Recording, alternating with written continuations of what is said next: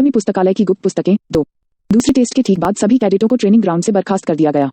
वे हल्के फुल्के थे क्योंकि वे वही थे जिन्होंने परीक्षा उत्तीर्ण की थी। तीसरे परीक्षण के बारे में विवरण सुनने की उनकी अपेक्षाओं के विपरीत वामपंथी अभिभावक और राक्षसी अकादमी के प्रमुख ली हेमिंग ने उन्हें छुट्टी दे दी। मैं दूसरा टेस्ट पास करने के लिए आप में से प्रत्येक की सराहना करता हूँ। आपको 3 दिन का आराम दिया जाएगा। वाह! सभी छात्र छात्राएं जय जयकार करते हुए खुशी से झूम उठे। पिछले 3 हफ्ते उनके लिए काफी व्यस्त रहे। यह 3 छुट्टी के दिन छात्रों के लिए थे ताकि वे ठीक होने में समय ले सकें, लेकिन यह उन प्रशिक्षकों के लिए भी था जिन्हें आराम की आवश्यकता थी। मुख्य भवन की पहली मंजिल पर कार्यालय में दस्तावेजों के ढेर के साथ एक लंबी बैठक की मेज थी जिसे प्रशिक्षक स्थानांतरित कर रहे थे। कोई संगठित दस्तावेजों के ढेर के साथ ली हेमिंग के पास आया। यह 5वें समूह के माध्यम से असफल कैडेटों के संबंध में मूल्यांकन और जानकारी है। ठीक। ली हेमिंग ने दस्तावेज प्राप्त किए और अपना सिर हिलाते हुए पृष्ठों को पलट दिया। हमारे पास बहुत सारे असफल कैडेट हैं। क्या आप उच्च रैंक वाले कुलों के बारे में बात कर रहे हैं? हाँ, उन्होंने एक अच्छा मौका गंवा दिया। हेमिंग ने दस्तावेजों को देखना जारी रखा। ऐसे बहुत से व्यक्ति थे जो समूह परीक्षण के लिए न होते तो आसानी से उत्तीर्ण हो जाते। यहाँ तक चुन वोनरियो, जो सिंहासन के उम्मीदवारों में से एक थे, को भी शामिल किया गया था। ठीक है, इसलिए हम यह काम करने के लिए यहाँ नहीं हैं। हाँ, यह सच है। राक्षसी अकादमी हर 10 साल में एक बार केवल 4 साल के लिए खुली थी। अकादमी कड़ाई से प्रतिस्पर्धा पर आधारित थी और असफल छात्रों या प्रतिभाशाली व्यक्तियों को कोई दूसरा मौका नहीं दिया। यह विभिन्न परिवारों के साथ एक मुद्दा था और बैठकों के बाद मुआवजे की एक उचित राशि बनाई गई थी। अगर हम अकादमी के मूल नियमों के आधार पर सब कुछ सख्ती से करते हैं तो हम ऐसा नहीं करेंगे। हाँ, परंतु तुम विभिन्न कुलों से उन सभी शिकायतों को सुनोगे। मुआवजे का उद्देश्य व्यक्तियों का निष्पक्ष मूल्यांकन करना और उन्हें उचित रैंक और नौकरी देना था जो उनके कौशल के अनुकूल हो।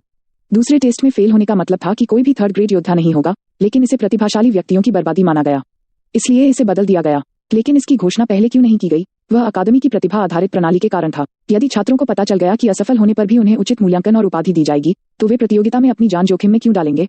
फेल होने वाले छात्र ब्लैक ड्रैगन बॉलर्स और पुस्तकालयों तक पहुंच से वंचित थे, लेकिन मुआवजा स्वीकार्य था। वैसे अब तक उन्हें रेंगते हुए पुस्तकालय तक पहुंच जाना चाहिए था। हेमिंग ने सोचा जैसे वह एक ब्रेक के लिए बढ़ा, और जैसा कि उन्होंने अनुमान लगाया था, पुस्तकालय के प्रवेश द्वार पर सैकड़ों से अधिक छात्रों की भीड़ थी जो अंदर जाने की कोशिश कर रहे थे। ऐसे बहुत से हैं। अधिकांश यहाँ दूसरी मंजिल तक जाने के लिए थे और चुन युवन उनमें से एक था। पहले तो और भी थे, लेकिन उनमें से आधे दूसरी बार कोशिश करने के लिए छात्रावास में लौट आए। मैं वैसे भी पहली मंजिल पर जाऊंगा। यह योवुन की पुस्तकालय की पहली यात्रा थी। अधिकांश कैडेट पहले ही अपने समय का उपयोग पहली मंजिल पर कर चुके थे, लेकिन योवुन ने उस समय का उपयोग नैनो के साथ अनुकरण करने के लिए किया था। ऐसा करने का विकल्प भी आंशिक रूप से सिबमिंग की सलाह के कारण था। जब तक आप दूसरे चरण तक नहीं पहुंच जाते, तब तक मेरे ब्लेड और सांस लेने के कौशल सीखने पर ध्यान केंद्रित करें। इससे आपके आगे बढ़ने की संभावना बढ़ जाएगी। बेशक, शिक्षक, लेकिन क्या मुझे पुस्तकालय भी नहीं जाना चाहिए? नहीं, आपने मार्शल आर्ट सीखी है जो लाइब्रेरी की चौथी या 5वीं मंजिल पर होगी, इसलिए पहली मंजिल पर जाकर अपना समय बर्बाद न करें। उसके पास एक बिंदु था। बटरफ्लाई ब्लेड डांस और ब्रीदिंग ऑफ 1000 मार्शल लाइब्रेरी की ऊपरी मंजिलों में रखे गए कुछ बेहतरीन मार्शल आर्ट थे। चुन योवुन ने सलाह पर ध्यान दिया और अपने कौशल के प्रशिक्षण पर ध्यान केंद्रित किया। जब उन्हें 3 दिन की छुट्टी मिली, तो उन्होंने पुस्तकालय की पहली और दूसरी मंजिल पर जाने का फैसला किया। 1 घंटा, वह पहली मंजिल के लिए दी गई समय सीमा थी। किताबों को देखने के लिए बहुत कम समय था, लेकिन योवुन के लिए यह कोई मायने नहीं रखता था। मैं जितना कर सकता हूँ स्कैन करूंगा। उनका लक्ष्य समय सीमा के भीतर अधिक से अधिक स्कैन करना था। पुस्तकालय एक टावर के आकार का था और प्रत्येक उच्च मंजिल में कम जगह थी। खिड़कियां नहीं थीं और एकमात्र प्रवेश द्वार पहली मंजिल के प्रवेश द्वार से था। मुझे अंदर घुसने की कोशिश करना छोड़ देना चाहिए। यह देखकर चुन योवुन हैरान रह गया। पूरे राक्षसी पंथ महल में पुस्तकालय में शीर्ष सुरक्षा उपायों में से एक था। अरे, लाइन में लग जाओ। सभी कैडेट अपने नाम लिखने के लिए लाइन में खड़े थे और उनमें से प्रत्येक को 2 लाल मोमबत्तियां मिली। उनमें से एक के पास एक लाइन थी जिसमें दिखाया गया था कि उन्होंने कितने घंटे बिताए।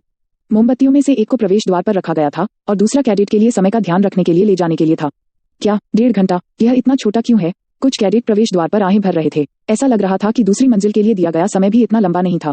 और फिर प्रवेश करने की बारी चुन योवुन की थी। दूसरी मंजिल? नहीं साहब, पहली मंजिल। क्या आप अभी तक पहली मंजिल पर नहीं गए? प्रशिक्षक ने योवुन को संदेह से देखा और उस पुस्तक के माध्यम से फ्लिप किया जिसने पहली मंजिल के सभी प्रवेश द्वारों को यह जांचने के लिए दर्ज किया था कि क्या योवुन का नाम था।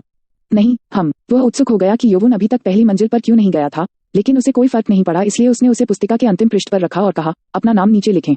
योवुन को तब 2 मोमबत्तियां मिली। उनकी मोमबत्तियां उन मोमबत्तियों से छोटी थीं जो दूसरी मंजिल पर जाने वाले अन्य कैडेटों को मिली थीं। आपको 1 घंटे की अनुमति दी जाएगी। यदि आप सीमा से अधिक जाते हैं तो आपको घसीटा जाएगा और दंडित किया जाएगा। सुनिश्चित करें कि आप समय की जांच करें। उद्धरण चिन्ह। हाँ सर, योवुन ने लापरवाही से उत्तर दिया और पुस्तकालय में प्रवेश किया।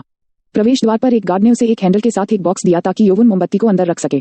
यह किताबों को आकस्मिक आग से बचाने के लिए था। जैसे ही वह अंदर गया, उसने देखा कि पूरी दीवारें किताबों से भरी किताबों से ढकी हुई हैं। इसके अलावा हर जगह बुकशेल्फ थे। कई पंक्तियों ने यह गिनना कठिन बना दिया कि कितनी किताबें थीं।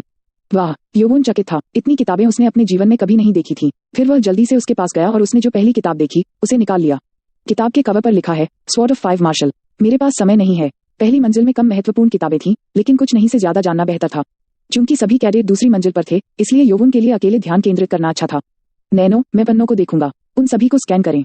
हाँ मास्टर। योवुन ने फिर किताबों को पलटना शुरू किया। पूरी किताब को पढ़ने में उन्हें केवल 1 मिनट का समय लगा।